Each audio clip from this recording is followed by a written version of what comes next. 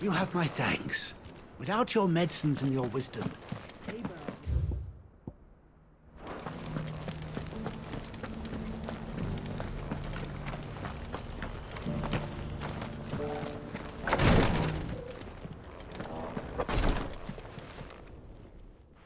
My Lord Marquis, welcome back.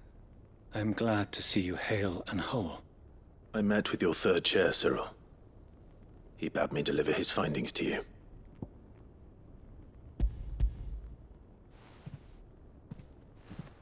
Thank you, my lord. He remained in Ash? He died protecting the villagers from an echo. I buried him in Mickleburg. I'm sorry that I couldn't save him. If you could not save him, no one could. The villagers, they were believers in this savior cult. They prayed to their god that they might be unburdened of their wills. Then an ether flood came, and their wish was granted. Your brother sacrificed himself that they might live, even knowing that that life was death by another name. Then he perished defending liberty. A hero's end. For the right to choose how one dies is no less sacred than the right to choose how one lives. Sid would agree. He wanted to build a world where people could die on their own terms. A noble ambition. To die for one's cause is the most perfect expression of one's faith. It matters not how misguided others might judge one's decision to be, only that the decision is one's own. We live according to the teachings of our order. We believe in them, we protect them, and yes, we die for them. For better or worse, that is our creed.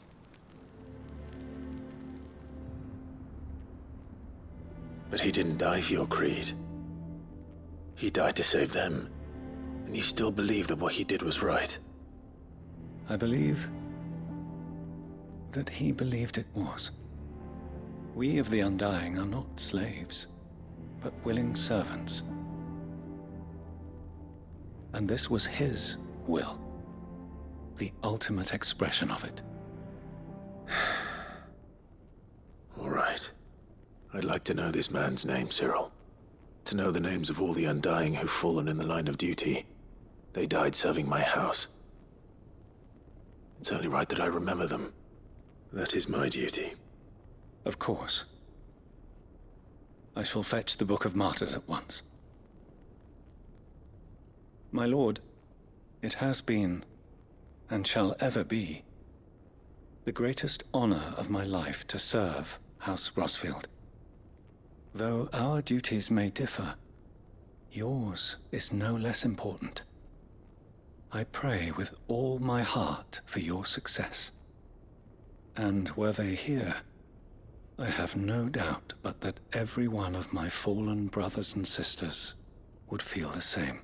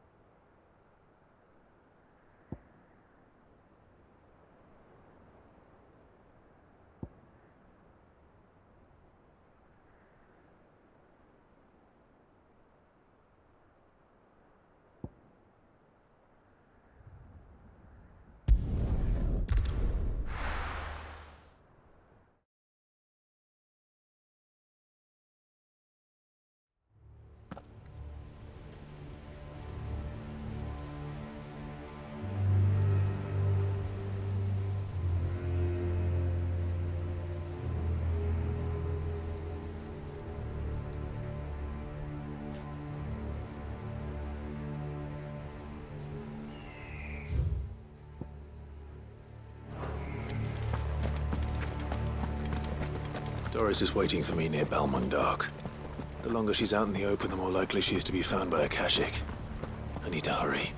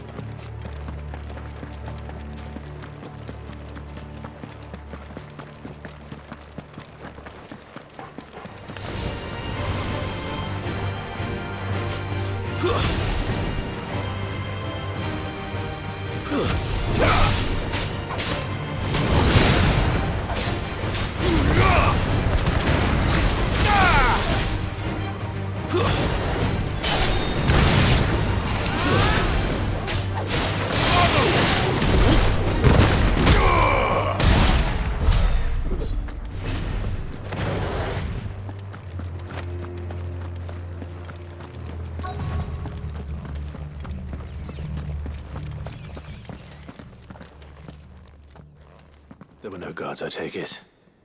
None manning the gates, no. It's a different story inside, though. The corridors are crawling with Akashic. Most likely guards left behind when the Wardens ran.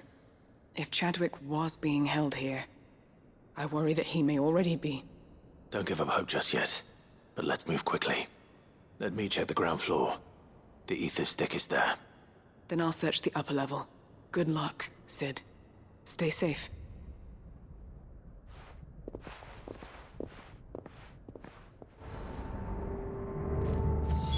Just how bad are the floods inside the walls? Bad enough to turn a bearer? I hope not. We're risking a lot just being here. Gotta keep my eyes open to survive.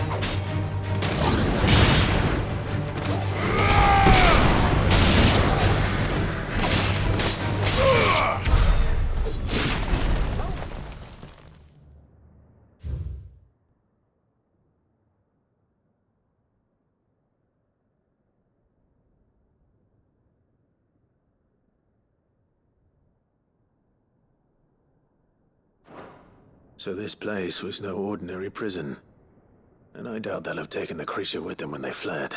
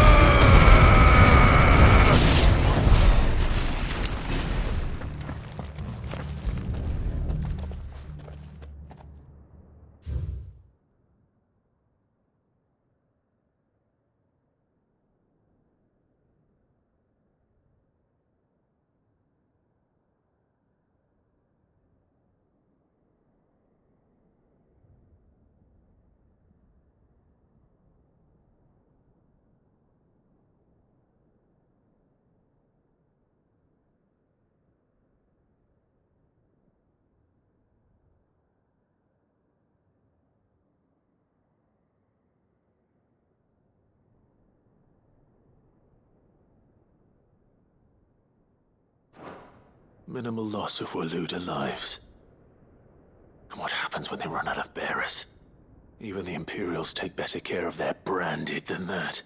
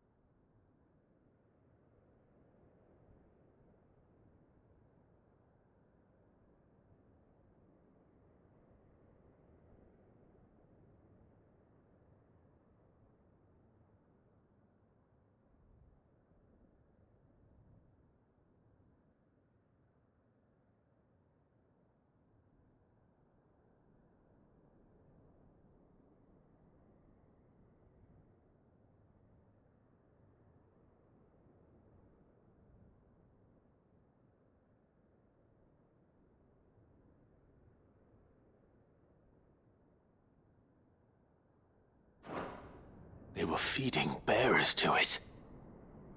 This is even worse than I'd feared. Nothing but a caching down here. Hopefully things are looking better upstairs. I should go and see how Doris is getting on.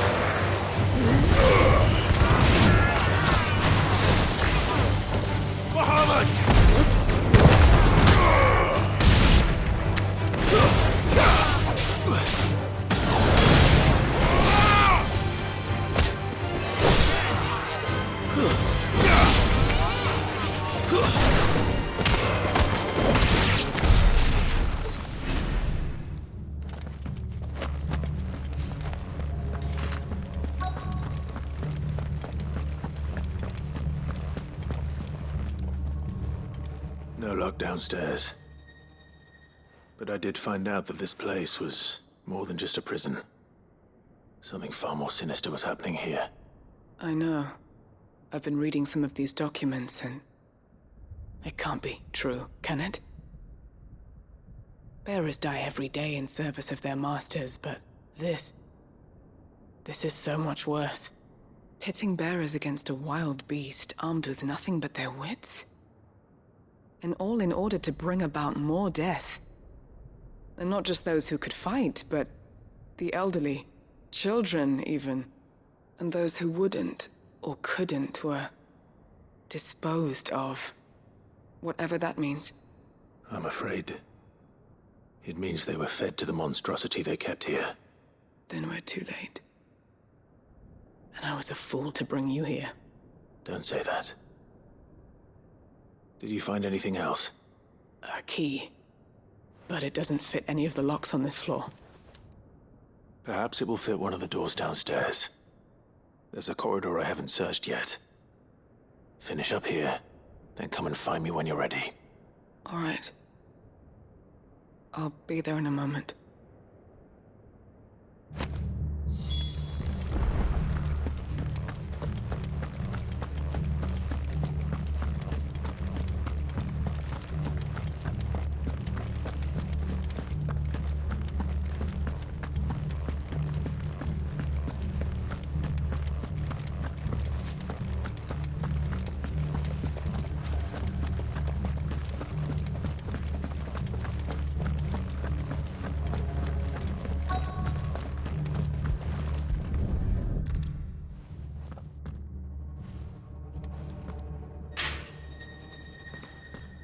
Let's see what we can find down here.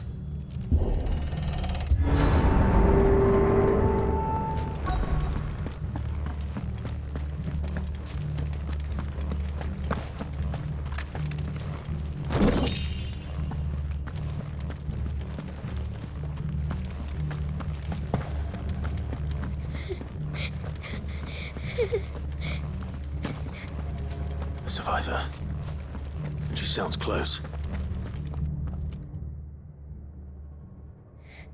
Who are you? There's no need to be afraid. Are you alone? Are there any other survivors? Some of the guards. They're still here. But something's wrong with them. Everyone else was eaten by the monster. Of course there were. Thank the Founder. It was worth our coming. But I'd rather we didn't linger. Are you ready? Ready when you are. You poor thing. He must have been terrified. Did Jadwick send you? What? He fought the monster. Distracted it so I could run away. He must have sent you. He promised to free the others too.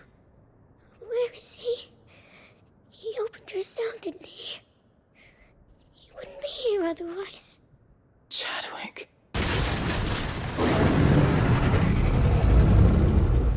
Was that? Monster's back! Chadwick, help! We have to get out of here. Doris, keep the girl safe. All right. You put that bearer-eating bastard in the ground. It's out there waiting for me. I can't let it live. Not if it's got a taste for bearers.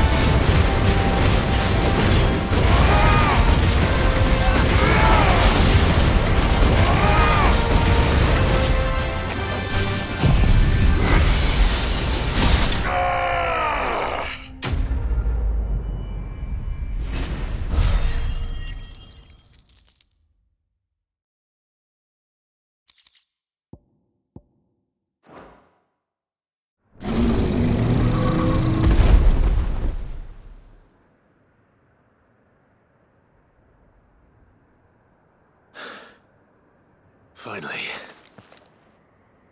Sid, are you hurt? I'm fine. I think.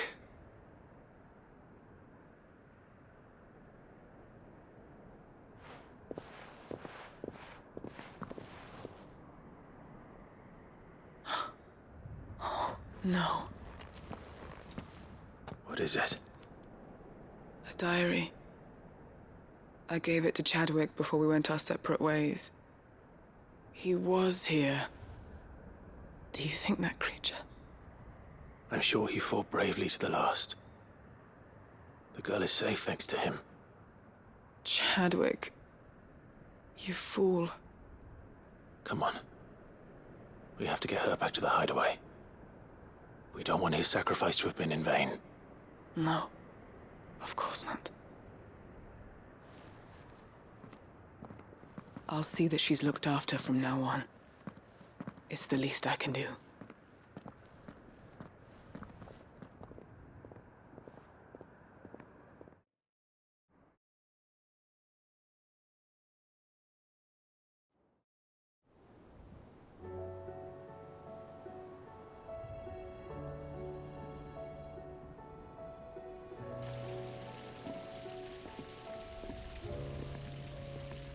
From what I hear, you've barely left the girl's side in days.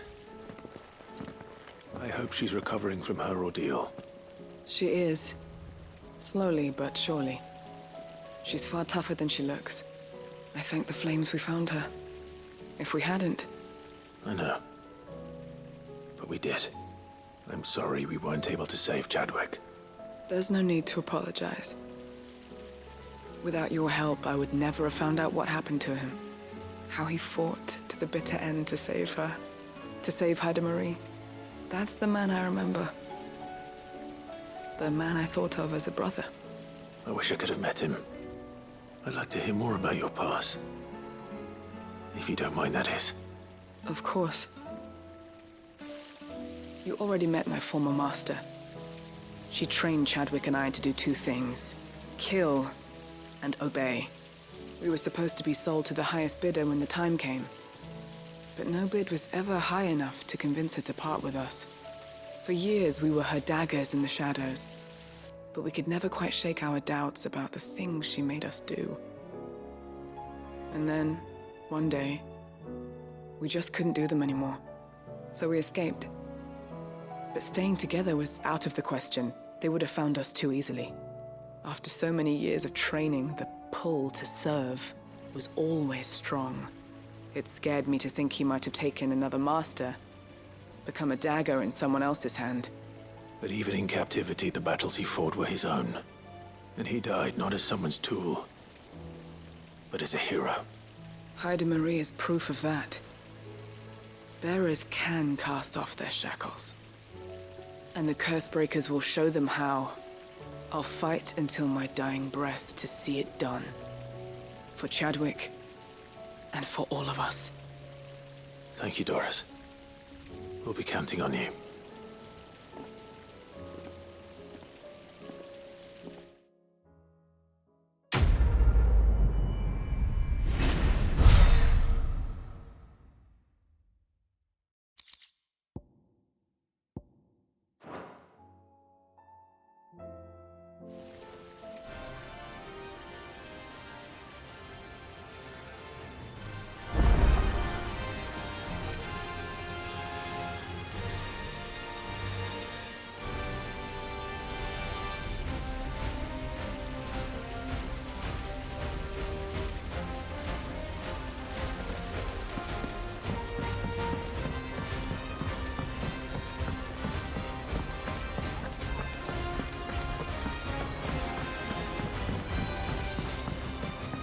You should have seen.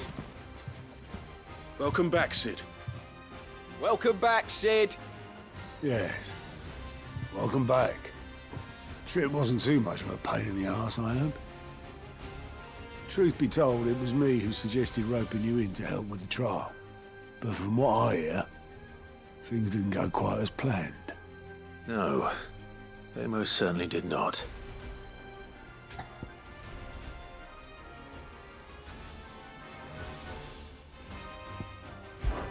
When faced with an unexpected foe, Ember froze. He did not run.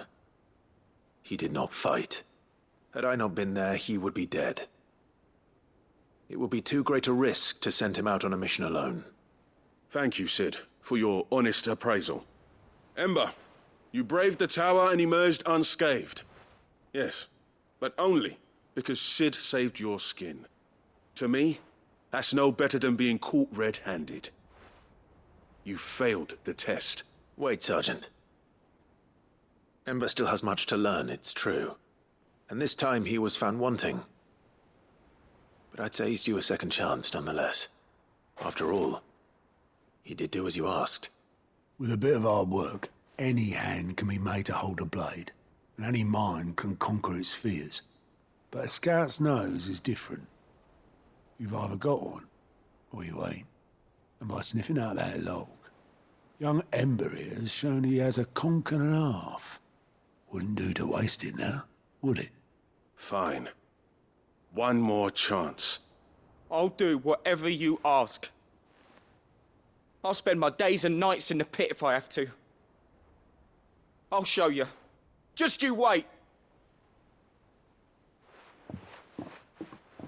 Daft as a brush, that one. But his heart's in the right place. Just like someone else we know. And if you ask me, we've been leaning on him for far too long. That time the curse breakers took some of the weight off his shoulders, I reckon. It couldn't hurt. Just don't tell Gav I said so, will you? I won't have him thinking he's been hard done by. Next thing you know, he'll be asking for a day off. Chance would be a fine thing. Back to work. Forgive me, Sid. This did not play out as I expected. Things rarely do these days. But that's why we need men like Ember more than ever. Men who can make the best out of a bad situation. Remember that. I will, Sid. Thank you.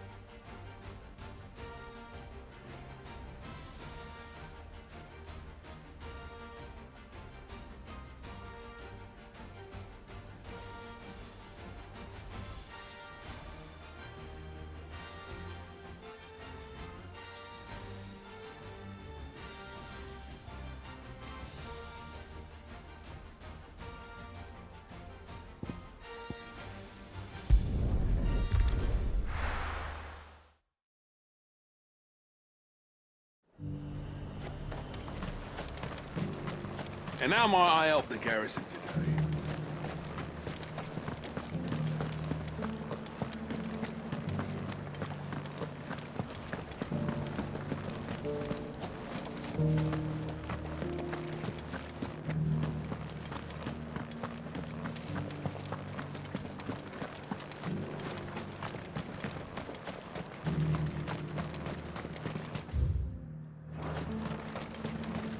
Those things didn't fight like that.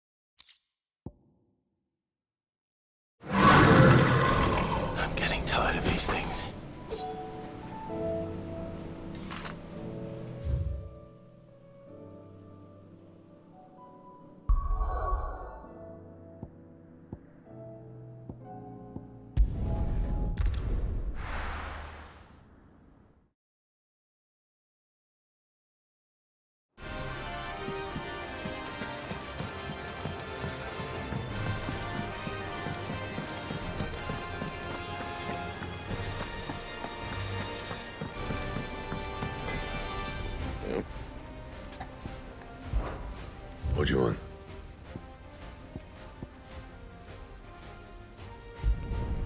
No scratches, all right?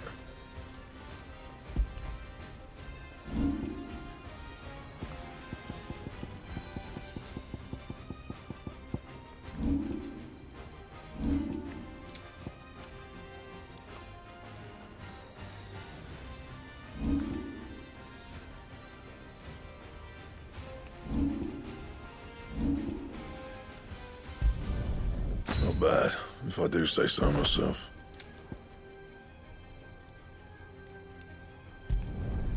No scratches, all right?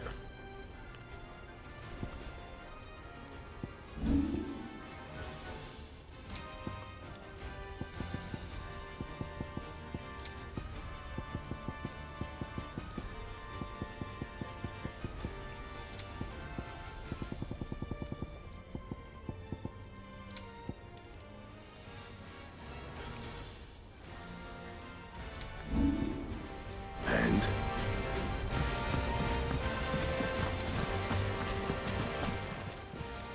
Aye, it's a dangerous world out there.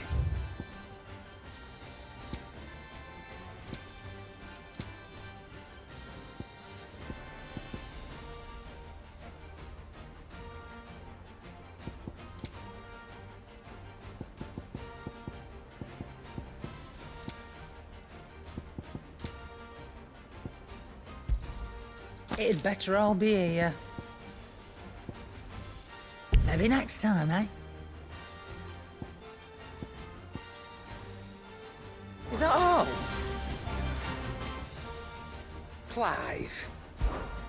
If you're gonna buy something, be quick about it. Finished, are you?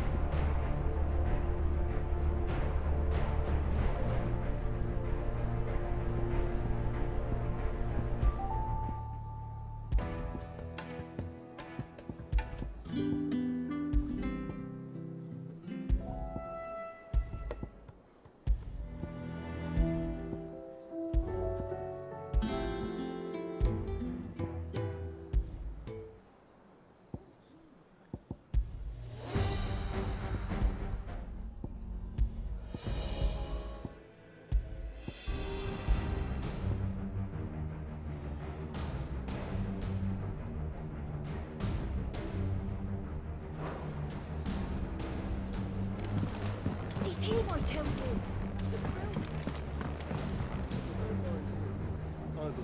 Ah, you all right? Something troubling you? No more than usual. It's just... Etta's baby will be coming soon, and I wanted to make something for it. I'm sure she'd like that. Back in the north, families would always make gifts when a bairn was on the way. Yeah, I'll let the little tykes know they were welcome in their new homes, like. So, what's the problem? Well, the problem is that Etta's due any day now, and I don't know if I'll be ready in time. Is there anything I can do to help? You know, there just might be. All right then. What exactly are we making? A good luck charm. But not just any good luck charm. Not just any. No. One made from the feather of a silver chocobo. There's nowt luckier in all the realm, or so we used to say back home anyway. Thing is, they're hard to come by. Had Otto and Karen check with their suppliers, but nothing. I'd try and track one down myself, only... Only the big day is fast approaching. And that's all you need, a feather. That or the bird whose horse it's attached to, aye. I was gonna start by asking around with traveling traders plying the northern borders. Well, there's no shortage of those passing through Martha's. I think I might make that my first port of call. I'll let you know if I find anything. You're a good friend, Clive. I won't forget this.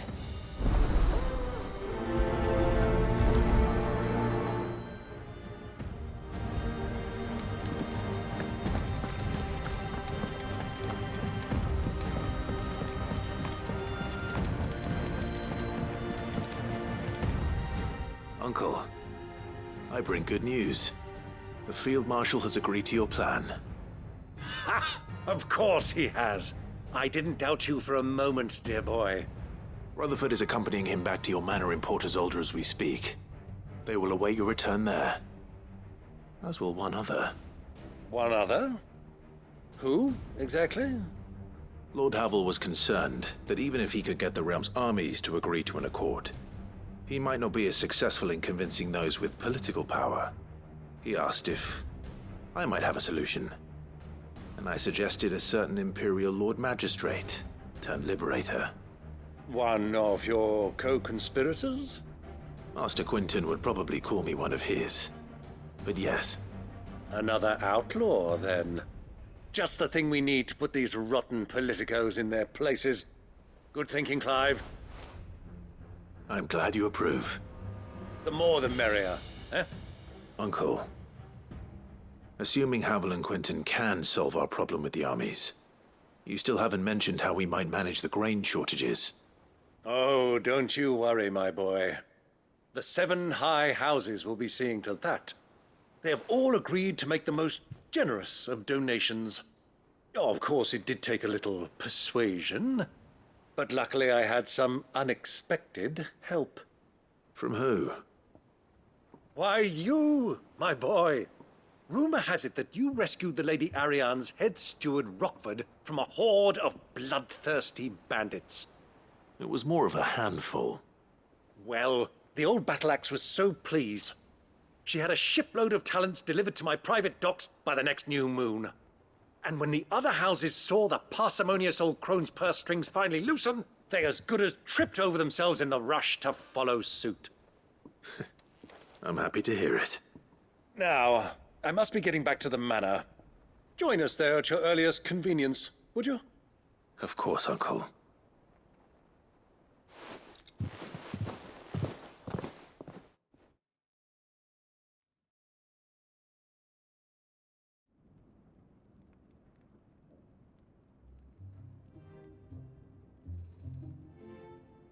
And how, pray tell, will we get that grain to the capital if the roads are still overrun with Akashic?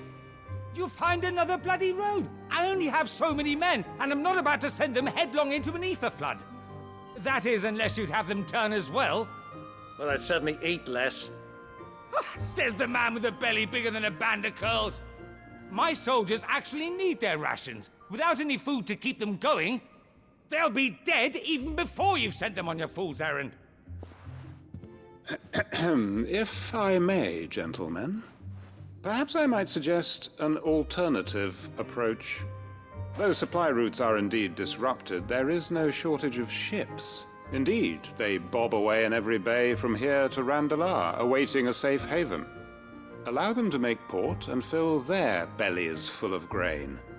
And once those who crowd the cities are fed, ferry the displaced back to the countryside to work the fallow fields. But I'm sure that you wish to continue your discussion. Forgive the interruption.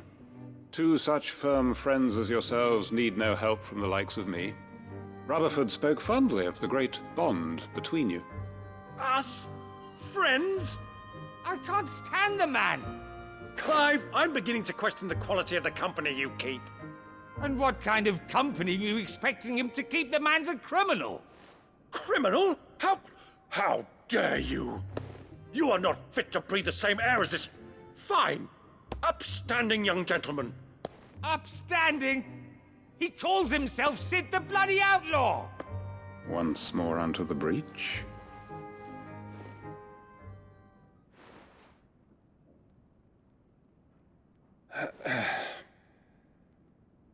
Shall we begin again? What we seek here is not to create a new nation, nor to claim the thrones of those that already exist. We wish simply to bring stability to the realm that mankind might weather the current storm. And to do that, we must convince those in power, the generals, the statesmen, the nobles, that our cause is just. There will be disagreements, yes, and I imagine some resistance, much resistance. But we cannot let that deter us. If we show them the path, show them that we walk it ourselves, then I am confident they will follow. The fate of the world lies in my nephew's hands, but the well-being of her people lies in ours. and we must not squander the chance that Clive has given us. Uncle Byron, Now, with that settled, let's move on to the signing of the Accord. For what great moment in history hasn't been accompanied by a little ceremony?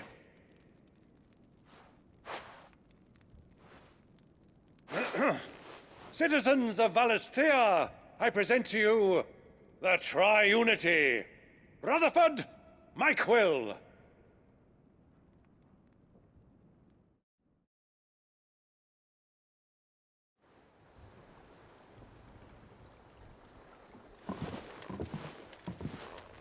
Well, my boy, the stage is set. That it is.